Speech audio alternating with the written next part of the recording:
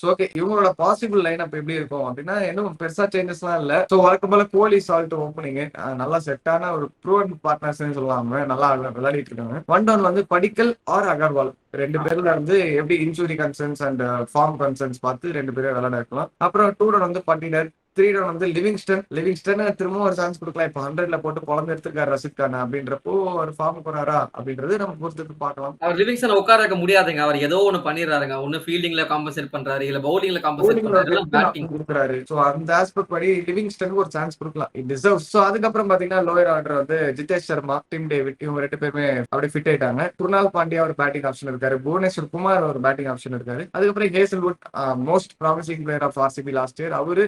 And கடைசியில எஸ் Dayal or யாரோ எந்த பிளேயர் ரீப்ளேஸ் பண்றாங்களோ அந்த பிளேயர் பிளஸ் சுரேஷ் சர்மா ஒரு இம்பாக்ட் பிளேயரா ஆட வச்சு மோஸ்டா அதே ஸ்குவாட் தான். ஆமா. அண்ட் இதுலயுமே ஹேசல்வுட் வந்து நல்லா கொஞ்சம் ரெஸ்ட் பண்ணும் அப்படின்னா அவங்களுக்கு நல்ல ஆப்ஷன், அதுவும் பேக்கப் இருக்கு. Lungi Ngidi and Nuwan Dushara அப்படின்ட்டு 2 பேருமே சூப்பரான ஆப்ஷன்ஸ் தான். சோ நீ சொன்ன மாதிரி தான் ஸ்குவாட் சூப்பர். இந்த ஸ்குவாட் வச்சு தான் கப் அடிச்சாங்க. இன்னும் கொஞ்சம் அந்த ஹோல்ஸ் எல்லாம் கொஞ்சம் ஃபில் பண்ணிட்டாங்க, அந்த ஓட்டைகள் எல்லாம் ரைட்டா அடிச்சிட்டாங்க அப்படின்னா செகண்ட் டிராஃபி அடிக்கலாம். மெயினா ஒரு விஷயம் என்னன்னா பேக்கப் பிளேயர்ஸ் இல்ல.